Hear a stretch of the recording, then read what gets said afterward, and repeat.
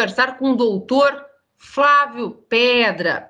Ele é especialista em Direito Médico e da Saúde, especialista em Direito do Consumidor, cursa atualmente MBA em Executivo em Gestão da Qualidade da Saúde e da Acreditação Hospitalar. Doutor, seja bem-vindo ao programa Resenha. Muito feliz que o senhor tenha aceitado o nosso convite. Doutora, eu que agradeço a oportunidade de estar falando sobre o direito médico, um tema, assim, bem atual, um ramo do direito até então pouco divulgado, que, a princípio, ele está ganhando uma projeção nacional. Então, eu agradeço essa oportunidade e vamos falar um pouquinho sobre esse tema. Doutor, é interessante a gente falar sobre o direito médico, porque atualmente a gente fala tanto, né, em estética, em procedimentos estéticos que deram certo, outros nem tanto. Então parece que esse ramo do direito, né, que é tão amplo, mas o direito médico parece estar tão em voga atualmente em função dessa busca incessante pela beleza. Vamos pensar assim, doutor? Vamos sim. Vamos falar um pouquinho da parte estética, da parte da questão do erro médico também, muito importante, né? Falarmos sobre essa questão. Qual é, assim, a gente procura uma clínica estética, um médico, o que for. Qual é a primeira preocupação que o consumidor tem que ter ao procurar uma clínica assim, doutor? Olha, a primeira preocupação que o paciente tem que ter em mente na minha opinião, seria a especialização. Procurar um profissional que tenha especialização, um profissional que seja, que tenha esse conhecimento, porque o que nós estamos verificando hoje, nós estamos vendo hoje, é uma popularização dos procedimentos estéticos. Então, nós temos que ter muito cuidado com essas questões em virtude de possibilidade de erros, né? Então, a primeira dica é procure uma clínica ou procure um profissional que seja especialista na área, né? Procure junto ao Conselho Federal de Medicina a questão da inscrição, da especialidade. Então, a primeira dica que fica é essa. É importante que a gente fale sobre isso, porque às vezes as pessoas buscam, né, um procedimento estético, mas na verdade elas não sabem nem assim, o que acontece na sequência. O termo de consentimento, que é extremamente importante, e que a gente saiba, né, o que está assinando, o que está lendo, o que está posto ali. Né, doutor? Eu acho que isso é uma questão importante, esse termo de consentimento. Assim, a primeira questão que nós temos que verificar, voltando um pouco antes de falarmos sobre o termo de consentimento, nós temos que falar um pouco da relação médico-paciente. Perfeito. A importância dessa relação hoje que nós temos. Antigamente, essa relação, nós chamávamos essa relação de uma relação vertical. Tá? Onde o médico ele era o dono da razão, ele estava um patamar e o paciente outro patamar. Ou seja, o médico ele decidia sobre o tratamento. Não havia aquela informação sobre qual tratamento vai ser realizado. Essa relação médico-paciente ela se alterou. Então, hoje nós observamos que a partir da edição da Lei 8.078, que é o Código de Defesa do Consumidor, essa relação ela se modifica. Então, essa relação hoje ela é horizontal, ou seja, tanto o paciente quanto o médico, o profissional da saúde, eles estão no mesmo nível. Não estou dizendo nível de conhecimento, mas sim no nível de escolha de tratamento, questões de informação. Então, hoje, o médico, ele é um dever do médico essa informação ao paciente, o que vai ser, qual vai ser o tratamento, como vai ser esse tratamento, a duração desse tratamento. Então, nós observamos hoje que essa relação médico-paciente, ela se modificou. Ela era de uma forma vertical e passou a ser horizontal, principalmente com o advento da Lei 8.078, Código de Defesa do Consumidor. E com Com relação ao termo de consentimento, é um documento importantíssimo nessa relação médico-paciente, porque se nós formos traçar alguns pilares dessa relação, um dos pilares, primeiro, é a confiança. Então, eu preciso ter uma confiança nesse médico que eu vou realizar o procedimento. Tá? Então, o primeiro pilar dessa relação é a confiança. Depois nós passamos também para a autonomia. A autonomia do paciente, ela é importantíssima também. Tanto é verdade que essa autonomia, ela está prevista no Código de Ética Médica. Então, se nós pensarmos, o médico, ele não pode, em hipótese alguma, invadir o corpo do paciente sem a sua autorização, salvo em caso de emergência, tá? Seria a exceção. Então, antes de qualquer procedimento, é dever do médico elaborar o termo de consentimento, que é aquele documento que o paciente assina, onde vão constar os riscos, os benefícios, e a partir daí, o paciente, através do princípio da sua autonomia, ele vai decidir se vai realizar o tratamento ou o procedimento ou não.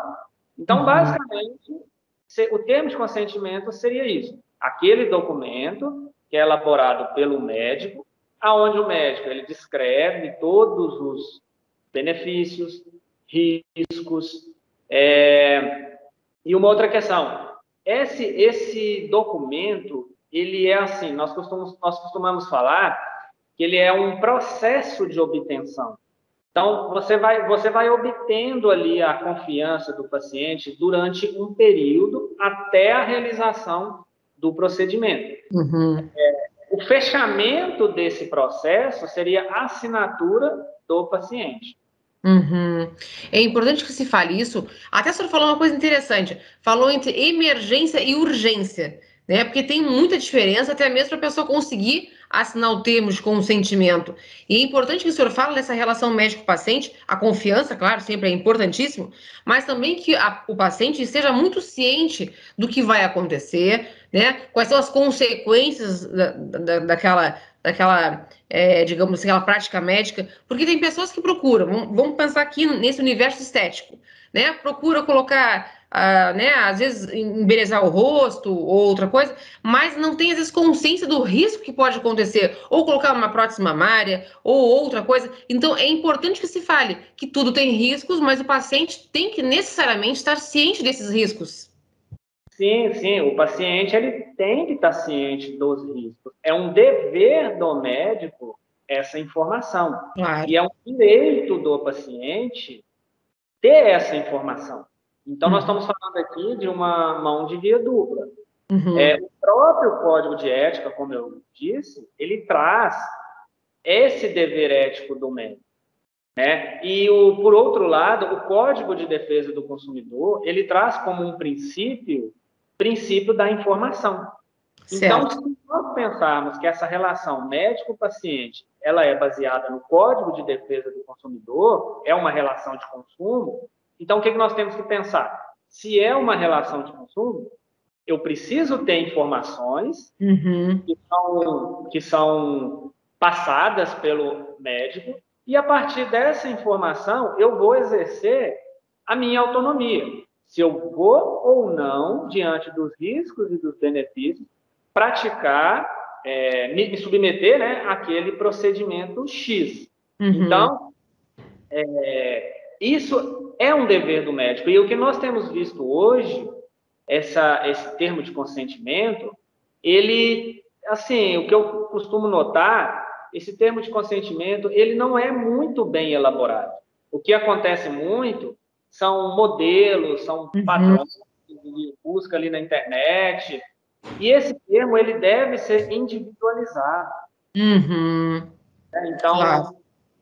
O que a gente tem que passar, normalmente o que eu passo para os meus clientes médicos, né? Olha, vamos elaborar um termo de consentimento de uma forma clara, objetiva, que a outra parte, o paciente, ele entenda aquilo que está sendo colocado para ele e ele entenda os riscos e os benefícios daquele procedimento. Né? Então, como eu disse, a partir daí, o paciente ele vai exercer sua autonomia em querer se submeter ou não àquele tratamento. Sim, sem dúvida. Doutor, outra questão que me passou aqui. Nós temos o direito médico e nós temos agora a Lei Geral de Proteção de Dados. Eles se convergem em algum ponto? Sim, sim. Hoje, com a Lei Geral de Proteção de Dados, clínicas, hospitais têm que tomar muito cuidado com essa proteção de dados. Nós chamamos de dados sensíveis, são dados relacionados à saúde. Então, nós temos que orientar a essas clínicas, hospitais, como proceder na coleta de dados. Né? Então, o que não havia essa preocupação antigamente. Sim, verdade. Não havia essa preocupação. Hoje não, você tem que criar todo um sistema de proteção desses dados do paciente, né? Assim, pensando que nós temos que analisar o quê? O prontuário do paciente, esse prontuário, ele é sigiloso. Então, você imagina, olha, você tem um prontuário sigiloso e eu ainda tenho que protegê-lo, né, de acordo com a Lei Geral de Proteção de Dados, porque se houver um vazamento desses dados, provavelmente esse hospital ou a clínica vai ser responsabilizado. Certo. É importante porque até então os prontuários, né, vamos pensar assim, eram físicos, né? Eram escritos à mão, aquela história toda. E agora não, quanto mais tecnologia, mais acesso aos dados, né? Porque fica tudo nas redes. Então é importante que a gente fale o quanto é importante essa proteção dos dados, essa individualização e essa a preocupação, né, que as clínicas e médicos têm que ter com os dados dos pacientes, porque ele está toda a vida, né, da pessoa, o que a pessoa fez, deixou de fazer. Enfim, né, doutor, acho que é importante falar sobre isso. O que está acontecendo hoje? Esses prontuários em suporte de papel, que a gente chama, ou prontuário físico, né? Eles estão sendo transformados em prontuários eletrônicos. Então, assim, o prontuário eletrônico, as vantagens do prontuário eletrônico, a primeira vantagem é a segurança. Né? Porque se nós pensarmos no prontuário físico, o prontuário físico, qualquer pessoa tem acesso, né?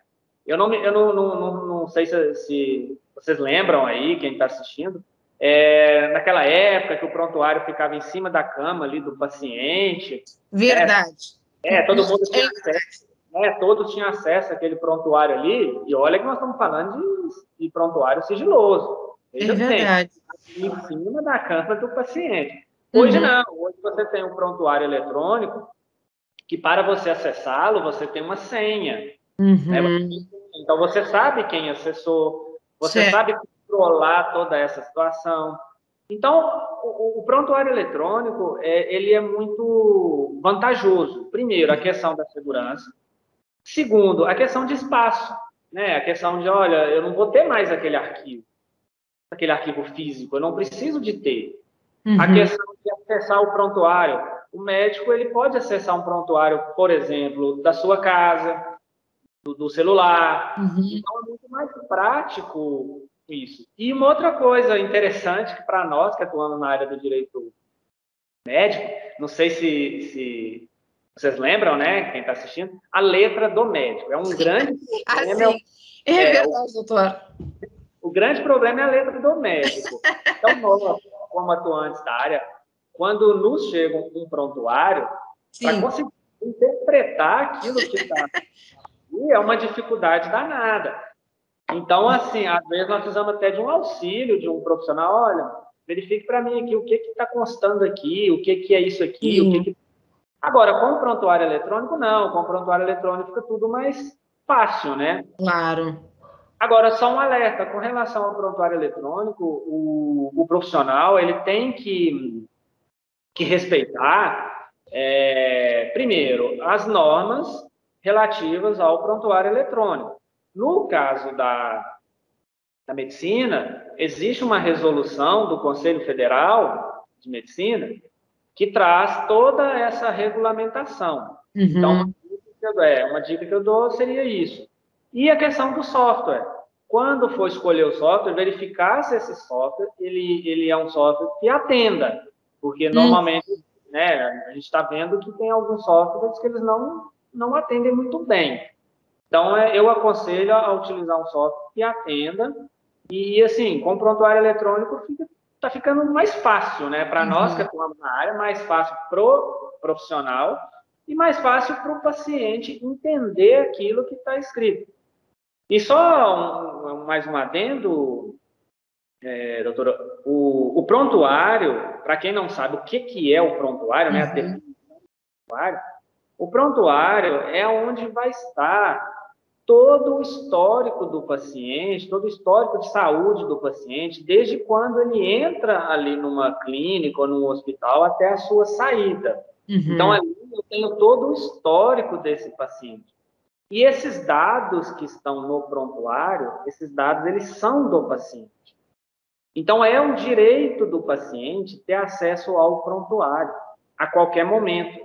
Não há possibilidade nenhuma de uma instituição de saúde negar acesso ao prontuário.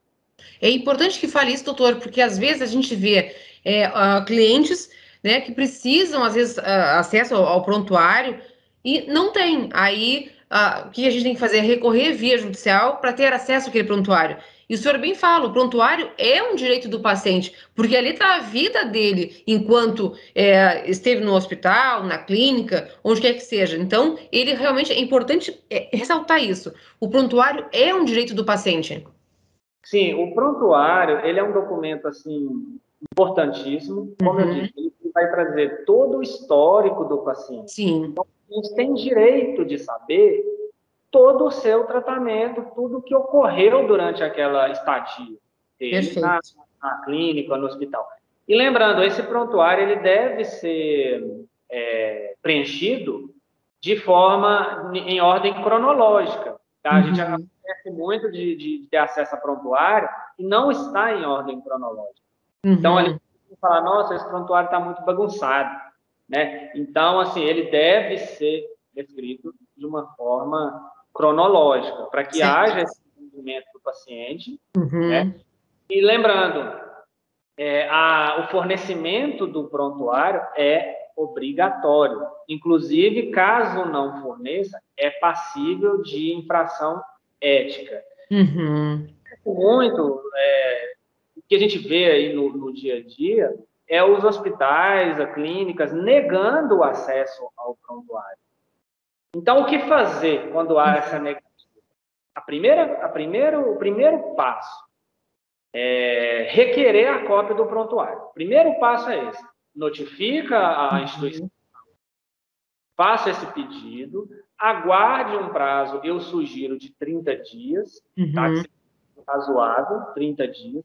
Caso não forneça esse prontuário, aí você pode ingressar judicialmente, requerendo que essa clínica ou hospital seja intimada para fornecer essa cópia. No prazo de 30 dias, tem colegas, tem entendimentos que o prazo é até menor, devido à questão do prontuário eletrônico, porque fica muito mais simples o fornecimento ali rápido, né? Mas ainda existem prontuários físicos, principalmente cidades menores, hospitais menores, então eles requerem um prazo maior para fornecer. Para evitar problemas, eu sempre aguardo o prazo de 30 dias. Entendi. Doutor, outro tema que eu acompanho o senhor e vejo que é sempre muito falado é a violência obstétrica. Sim, sim, sim. É importante falar sobre isso. A violência obstétrica é uma violência, nós podemos chamar de violência, é uma violência de gênero. A violência obstétrica, claro, ela só somente, né, claro, a mulher sofre essa violência obstétrica. Então, primeiro nós temos que falar sobre isso. Então, há essa dúvida. Um homem, o bebê sofre violência obstétrica? Não. Tá? Quem sofre violência obstétrica é a mulher. Tá? E uma coisa que a gente também gosta de deixar claro, que essa violência obstétrica, para quem não é da área, ou para quem não tem muita familiaridade, imagina que a violência obstétrica é somente naquele momento do parto. Não. Perfeito. ela é anterior ao parto, pode ser anterior ao parto, pode acontecer durante o parto e pode acontecer posterior ao parto. Então, a gente tem que quebrar essa ideia que a violência obstétrica ela acontece somente no momento do parto. Na maioria dos casos, sim, ela acontece ali, né, no momento do parto, mas não é, somente nesse momento. No período pré-natal, no pós-parto, acontece a violência obstétrica, sim. E essa violência obstétrica ela pode ser, de repente, um xingamento de uma mulher grávida, por exemplo. Isso é considerado uma violência obstétrica. Você tem alguns procedimentos que são realizados durante o parto que pode ser considerado violência obstétrica. Nós temos a episiotomia, nós temos uma manobra que chama manobra de Christerler, que pode ser considerado uma violência obstétrica, aquela posição de litotomia que a mulher fica ali durante muito tempo ali, isso também pode ser considerado uma violência obstétrica. A não injeção de líquidos também pode ser considerada violência obstétrica. Aquele toque excessivo. Tá? Então, a violência obstétrica ela é muito complexa, essa questão da violência. Doutora, mas é bom que a gente fale da violência obstétrica, porque a gente vê muitas mulheres, né, passando por isso, sendo vítimas dessa violência obstétrica, e às vezes não sabem que estão passando por isso. Então é importante que a gente fale isso, que a gente esteja sempre muito atento, né, a isso, porque a mulher está ali, né, fragilizada, esperando seu bebê, ou como o senhor disse, antes, durante ou após o parto. Então a mulher fica fragilizada. Então é bom que ela saiba o que está acontecendo e o que caracterizaria, então, essa violência obstétrica. Claro, ressaltando que a gente sabe que não são todos médicos que fazem isso, ou clínicas, ou hospitais, a gente sabe disso. Mas é importante que a gente saiba identificar quando e se isso acontecer. Assim, eu costumo dizer que nem tudo é uma violência obstétrica. Então, nós não podemos aqui também fazer uma caça às bruxas, né? Sim. Nem tudo é violência obstétrica. Vai depender de cada caso. Então, quando a gente fala em violência obstétrica, o ideal é falarmos também de plano de parto.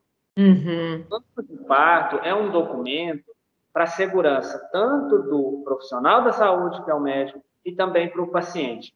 Então, nesse plano de parto, o que é o plano de parto? Né? Vamos falar assim, o que é o plano de parto? O plano de parto é aquele documento onde a paciente, né, ela vai relatar naquele plano, ela vai descrever, né, tudo aquilo que ela deseja que seja realizado durante o parto. Então, ela vai deixar tudo que ela deseja que seja realizado. Agora, é claro que pode acontecer algumas situações durante o parto que não há como cumprir aqueles desejos. Pode ocorrer Perfeito. decorrência, alguma coisa assim, que não tem como cumprir. Claro. Mas, por exemplo, ela pode deixar por escrito, olha, eu não quero que tire o meu bebê naquele primeiro momento do nascimento. Ela pode deixar isso escrito no plano de parto, e a situação, se não for uma situação grave, se ocorrer tudo bem o parto, o médico ele vai ter que respeitar, né? Porque existem pesquisas que aquele primeiro momento do nascimento, o bebê ele tem que ficar junto à mãe, né? Então existem pesquisas sobre isso. Uma outra questão, eu não quero ficar sem ingerir líquido. Eu quero ingerir líquido durante aquele todo o processo. Certo. Agora, claro que isso tem que ser conversado com o médico, claro. Claro. Né? E dependendo da situação, pode ser que o médico cumpra, mas pode ser também que não cumpra, né? Então, quando a gente fala de violência obstétrica, a gente tem que falar também de plano de parto, mas é um tema bastante complexo e o plano de parto é um documento pouco conhecido. É verdade. Com certeza. É importante que a gente fale disso, porque a gente sabe, né, doutor, que a saúde no país ela carece de investimentos, a gente sabe disso, né? Que o acesso às vezes, à saúde não é pleno, muito menos satisfatório como a gente gostaria, mas que alguns médicos aí fazem assim, o possível e o impossível para prestar um bom atendimento, né? É importante que a gente fale isso, porque a gente sempre reclama muito da saúde, mas a gente sabe que tem médicos, enfermeiros, técnicos de enfermagem, enfim, todo esse pessoal que trabalha que se dedica, né? Que preste assim a melhor forma possível o atendimento à gestante ou qualquer paciente. Eu acho que a gente pode criticar, mas também a gente tem que reconhecer isso, né? O quanto esforço é feito na área da saúde para que as coisas aconteçam. Sim, sim, principalmente no SUS. O SUS é um sistema Exatamente. espetacular. O SUS mas muitas pessoas têm discriminam, né? Ah, mas é o SUS, ali é ruim, ali não é. Uhum, Não, não. O SUS é um sistema espetacular. Tá? uhum, Existe, sim. verdade. Toda profissão existem profissionais bons e profissionais que não são bons, né? Agora, a maioria esmagadora dos profissionais da medicina são excelentes, Verdade. principalmente no SUS. A gente costuma falar muito de atendimento humanizado. Uhum, Então, sim. hoje esses atendimentos eles estão sendo humanizados. Uhum, Agora, claro, quem está assistindo pode dizer, não, mas eu conheço ali um hospital ali que não está nem aí para paciente. Existe. O que a gente tem que fazer é tentar corrigir esses uhum, problemas. Mas o atendimento humanizado hoje é a chave. Eu costumo falar para os meus clientes médicos, olha, essa relação médico-paciente é uma relação importantíssima. Tá? Isso aí é a base de tudo. uhum, Humanizado, essa transparência, essa confiança, ela é primordial para uhum, que não haja uma judicialização. uhum. Sem Sempre dúvida. deixar, se você fizer um atendimento humanizado, transparente, expondo riscos, benefícios, provavelmente não vai haver uma judicialização caso aconteça algum tipo vamos dizer, de erro por parte. Uhum. Então, assim, a gente costuma falar muito isso, e principalmente na área da estética. Na área da estética, a gente costuma falar um pouquinho, porque na área da estética aonde ali que a gente vê uma área bem sensível com relação a questionamentos. Claro. A área da estética é aquela área que a gente aguarda resultados, né? E que as pessoas às vezes não ficam bem cientes, digamos assim, que também tem os riscos. Tudo que se faz tem risco, né? Então é tão importante essa relação que ela seja bem de confiança, bem clara e bem pautada, né? Para que não ocorra assim nenhum, digamos assim, alguma coisa que alguém não fique satisfeito, no caso, o paciente. Sim, todo procedimento, seja o mais simples possível, Uhum. olha, não existe, assim, quando a gente fala assim, procedimento simples, na verdade não existe nenhum procedimento simples. Claro. Todo procedimento existe um risco. Uhum. E esse risco, ele tem que ser relatado ao paciente, esse possível risco. Não Certo. adianta você omitir essa possibilidade. Não, seja claro com o paciente, olha, nós vamos fazer um procedimento, principalmente na área da estética, nós vamos Uhum. fazer um procedimento. Mas esse procedimento, ele vai depender também do paciente. Claro. Posso, num procedimento estético ou em qualquer outro procedimento, julgar toda a questão em cima do médico. Não, o paciente ele tem que contribuir.